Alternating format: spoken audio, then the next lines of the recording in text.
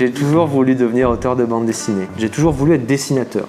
Et puis quand je suis arrivé au lycée, il y avait un de mes collègues, copains de classe, qui était un immense virtuose du dessin, qui a dit tout de suite « moi je vais faire de la BD ». Et lui, il m'a fait prendre conscience que c'est ça aussi que je voulais faire. Moi, je me suis retrouvé dans un lycée technique qui était très orienté sur les arts appliqués. Et donc j'ai pratiqué très jeune le dessin à l'école. Il y avait une vingtaine d'heures de dessin par semaine. Après mon bac, j'ai fait un BTS d'art appliqué, mais avec toujours cette frustration parce que dans ces écoles d'art, bizarrement, alors ça a changé depuis, hein, mais la bande dessinée, c'était l'immense interdit. C'était pas de l'art, c'était... je pense comme aujourd'hui le jeu vidéo, pour certains jeunes, c'était très très mal considéré. Mes profs chassaient le moindre effet de style BD dans mes travaux et je me faisais saquer dès que mon personnage ressemblait trop à un personnage de BD. J'ai pris beaucoup de plaisir à rencontrer des professionnels. Et eux m'ont fait prendre un peu de hauteur et m'ont dit attention, tout ce qu'on t'apprend à l'école, sers-toi-en, c'est hyper utile. Il faut que tu sois bien concentré sur la couleur, le dessin, la perspective, ça va te servir toute ta vie. Et ça, ils n'avaient pas tort, je m'en sers encore tous les jours. Mais en revanche, tout ce qui va être, tout ce qui était la mise en scène, la pratique de la narration, le choix des plans, tout ça, c'est pas à l'école que je l'ai appris, c'est à leur contact. Alors pour rencontrer ces auteurs, j'y suis allé au culot. Hein. Je savais, en fait, c'est des bruits qui couraient, qu'on entendait, qu'il y avait une forme de confrérie des auteurs de bande dessinée. Et il y avait des maîtres qui passaient leur savoir. Donc j'avais entendu parler de JG, qui avait formé Giraud, qui avait formé Derrib, qui en avait vu passer plein. Et puis j'ai compris, en voyant son dessin, que Rossi était aussi passé par là. Et puis, à ce moment-là, il sortait Jim Cutlass dans À suivre et j'étais complètement fasciné par cette approche du western, très proche de Giraud, mais avec une forme de grâce et de simplicité que je trouvais vraiment très touchante. Et je me suis dit, c'est lui qu'il faut que je rencontre. Et donc, je lui ai envoyé une lettre. Et il m'a appelé un jour et m'a dit, bah ouais, d'accord, tu veux faire de la BD, viens voir, viens me montrer tes trucs. Et puis j'ai été dans sa baraque en Bretagne, il a ouvert mon carton en dessin et il m'a commenté toutes mes images. Et j'en ai pris plein la tronche parce que c'était vraiment, on changeait de niveau là, c'était vraiment un vrai choc. Et ça m'a pas du tout démotivé, bien au contraire, ça m'a vachement encouragé. Et je l'ai revu plusieurs fois et c'est lui qui m'a dit, tu sais, moi je te donne des conseils, mais c'est ma vision, donc il faut que tu vois d'autres auteurs. Et il m'a filé le contact de Jean-Claude Mézières, qui lui aussi était passé chez JG, et il se trouve qu'il habitait à 10 minutes de chez moi. Donc j'ai été rencontrer Jean-Claude Mézières, qui effectivement m'a dit des choses complètement différentes, m'a fait prendre la pratique du dessin et de la bande dessinée d'un autre sens, complètement, et ça a été aussi hyper formateur.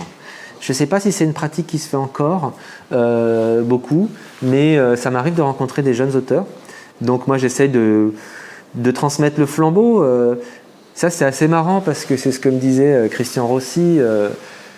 C'est la même chose que lui avait dit Joseph Gillin. C'est moi, je te donne des infos, tu me dois rien, tu le dois à la génération d'après. Et du coup, je me sens assez redevable. Quand un jeune veut me montrer son boulot, je lui dis toujours oui.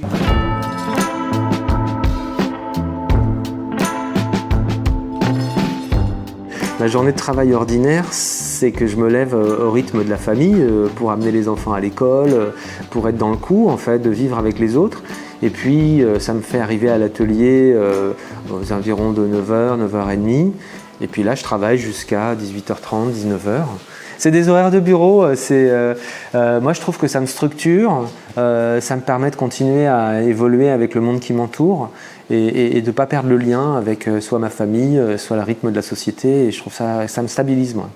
Alors moi, je travaille toujours à l'ancienne. La seule partie que je peux faire en informatique, c'est la mise en couleur des albums, qui m'arrive de déléguer à des coloristes. Mais tout le reste de mon travail, c'est vraiment à la main, l'encre de Chine, le papier, la gomme, le crayon, etc. Et alors j'aime ça. Et j'ai essayé un petit peu de travailler à l'ordinateur, mais en fait, il y a quelque chose qui me frustre énormément, c'est qu'à la fin, j'ai juste fabriqué un fichier. Et ça me suffit pas. Je dois avoir un petit côté bricoleur. Parce qu'en fait, quand j'ai fini un dessin, une planche, j'ai l'impression d'avoir fait un objet, comme un menuisier qui aurait fait un tabouret. Et je suis content de l'avoir devant moi, quoi, et de dire j'ai fait ce truc-là. J'aime bien m'entourer de quelques objets qui vont m'accompagner dans mon travail. Par exemple, pour mes westerns, je me suis acheté des armes à feu, enfin des fausses, des répliques, mais qui me permettent d'avoir comme ça de la documentation. Ça m'arrive souvent de devoir, pour des poses un peu clés ou des problèmes anatomiques ou des attitudes, de me prendre en photo. Quand j'ai un cow-boy à dessiner, souvent je me prends en photo avec mon pistolet. C'est dur à dessiner le pistolet dans tous ses angles, comment la main s'accroche, etc.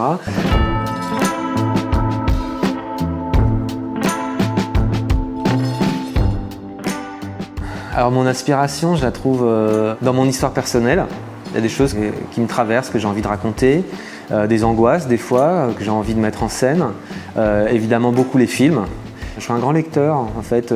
Comme je passe plus d'1 heure par jour dans les transports, je vais lire pas mal de livres, peut-être 2 ou 3 par mois. Et tout ça, ça me nourrit, ça me donne des idées, des envies, des choses comme ça.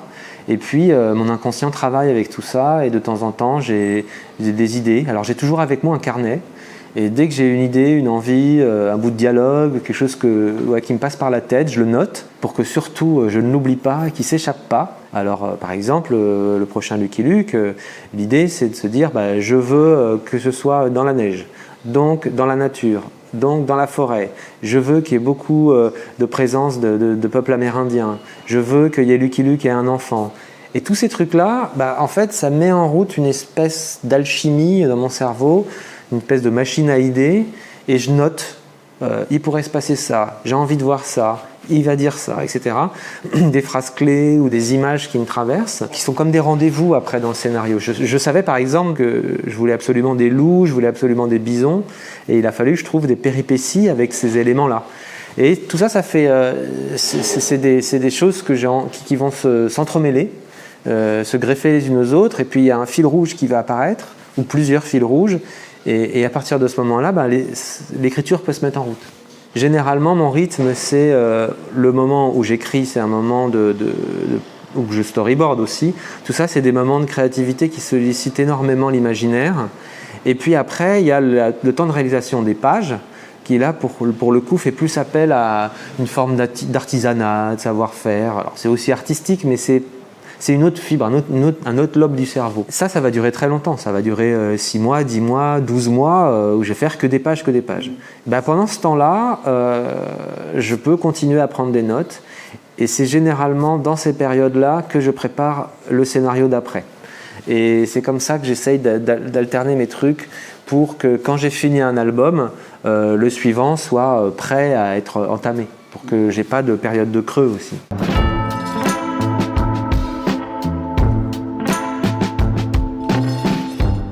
J'ai quand même une émotion toute particulière à partir dans le Grand Ouest américain. Ce voyage dans le temps, c'est quelque chose qui m'apporte énormément. Je trouve que c'est un ressort de l'aventure aussi. Voilà, ça c'est important pour moi, pour dessiner des aventures, de faire ce voyage. Il y a quelque chose que j'aime beaucoup dans les histoires racontées par les autres, c'est d'attraper des petits moments qui ont l'air tellement crédibles, tellement justes. Notamment, j'aime beaucoup les écrivains voyageurs qui vont raconter une expérience vécue et qui du coup sonnent avec un réalisme tout particulier. Ma passion du western, elle est née de mes lectures de bande dessinée. Quand j'étais petit, il y avait beaucoup de bandes dessinées à la maison. Et j'ai vraiment beaucoup lu de western. Donc ma passion de la bande dessinée est entrée en moi en même temps qu'est entré le western. Avec Lucky Luke, avec Yakari, avec Les Tuniques Bleues, avec Buddy Longway, avec Blueberry évidemment. Et puis après, moi quand j'étais petit, mon père il aimait bien qu'on regarde des westerns. Donc j'ai vu Les 7 mercenaires, j'ai vu Le Train sifflera 3 fois, qui ont été des films assez fondateurs. Et puis avec le temps, en grandissant, je me rends compte que tous ces films sont d'abord pour la plupart des romans. Et donc j'ai découvert tous ces romanciers américains qui ont fait des romans de western avec un apport, je trouvais encore plus riche, plus humain, plus empreint dans la réalité de l'époque. Et ces grands écrivains m'ont aussi beaucoup accompagné pour renouveler aussi un peu tout ça. C'est vrai que le genre western, pour certains c'est daté, pour certains c'est ringard, pour certains c'est sexiste. Mais je trouve que dans tous les genres, quels qu'ils soient, que ce soit l'heroic fantasy, le Moyen-Âge, le science-fiction, tous ces genres, c'est des aires de jeu dans laquelle on peut parler de notre époque ou des choses qui nous traversent et de façon synthétique. C'est vrai que le shérif, les gangsters, ça va parler de la violence. Les femmes dans l'Ouest, on peut les revisiter aujourd'hui pour parler du patriarcat et du sexisme. Tous ces genres permettent de parler d'aujourd'hui et de faire passer nos émotions contemporaines. Donc moi, c'est un genre que j'aime particulièrement. Et je trouve que dans le western, il y a un vrai rapport à l'environnement, aux grands espaces, au climat. Et dans ce troisième Lucky Luke, c'était pour moi l'occasion de parler du dérèglement climatique, de la destruction des forêts et de notre environnement. En mettant en scène les peuples amérindiens, ça m'a permis aussi d'avoir une parole de vérité, une parole existentielle sur la disparition du vivant, qui est une alerte qu'ils avaient lancée déjà dès qu'ils ont été confrontés aux colons blancs.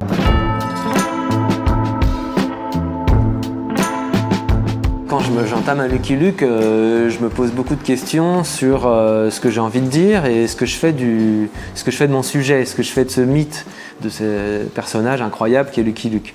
Et qu'est-ce que je garde, qu'est-ce que je laisse. Dans ce troisième album, les Dalton se sont imposés à moi. C'était un rendez-vous que j'avais pris depuis longtemps, cette envie que j'avais de les mettre en scène.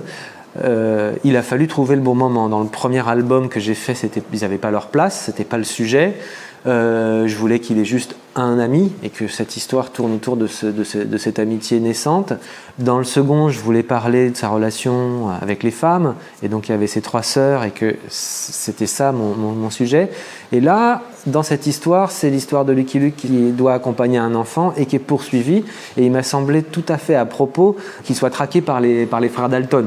Je me suis vachement amusé à les mettre en scène avec à la fois leur violence. J'essaie de vraiment faire ressentir que Joe est complètement psychopathe et très, très, très dangereux, mais aussi la grande bêtise d'Avrel qui est le ressort comique dont je me sers beaucoup dans cet album. Ah, c'est vrai que dans cet album, je m'autorise pas mal de revenir un peu à Goscinny et à Maurice, à ce qu'ils nous ont légué. C'était déjà le cas dans mes premiers à chaque fois, hein, mais c'est peut-être plus visible en mettant en scène les Dalton. Cet amour qu'ils ont pour leur personnage, c'est quelque chose qui pour moi est fondamental.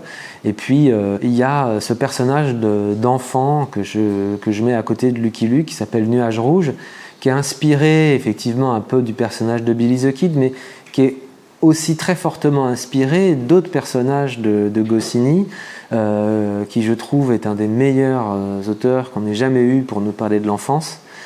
Ça, c'est quelque chose qui me touche énormément, hein, les auteurs qui arrivent à être si justes et si tendres sans être niais en parlant de l'enfance, je trouve ça très bouleversant. Pour moi, Lucky Luke, c'est un personnage qui assure absolument. Il assure quand il y a des conflits, il assure pour faire la justice, mais émotionnellement, j'ai des doutes. Et je trouve que c'est peut-être sa faiblesse, et de mettre un petit garçon qui a un franc-parler pas possible, qui est hyper impertinent, venir le bousculer, le solliciter sur ses sentiments et sa sensibilité, ça le fait complètement sortir de ses gonds. C'est vrai que Lucky Luke, c'est un personnage qui, d'un premier abord, semble flegmatique, toujours sûr de lui, très taiseux, très discret, très secret. Et moi, ce que j'aime bien, c'est le bousculer. Aller chercher cette part d'humanité que j'ai décelée en lui déjà étant petit. Et à chaque fois que je le peux, de le faire vaciller un peu sur son piédestal. Mon second fils a à peu près l'âge de Nuage Rouge. Et je trouve que c'est une aventure aussi incroyable, celle d'être de la paternité. Et de voir ce personnage qui est tellement aventureux, qui est prêt à tout. Bah ça, cette aventure-là, il a décidé de ne pas la vivre. Alors ça me questionne.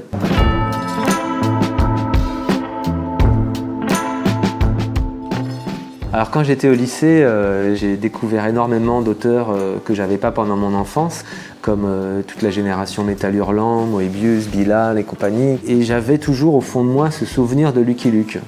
Et je me disais, à un moment, avec une espèce de morgue un peu prétentieux, je disais, ouais, c'est pour les enfants, Moebius c'est mieux. Puis un jour, je suis tombé sur un livre où il y avait l'œuvre de Maurice, plein de dessins qu'il avait fait, et des grands dessins aquarelles, des publicités. Ça montrait le spectre infini de ses possibilités.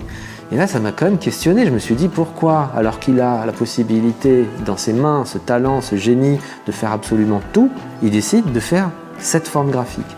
Et à ce moment-là, je me suis dit, il n'y a qu'une explication, c'est son plaisir de raconter des histoires. Et la simplicité graphique qu'il met en œuvre, alors faussement simple, et ce rapport à l'histoire, ça m'a fait avancer. Donc d'avoir quitté Lucky Luke un temps pour y revenir, et en fait finalement c'est comme s'il avait toujours été là pour me faire évoluer et me faire réfléchir à cette pratique de la bande dessinée.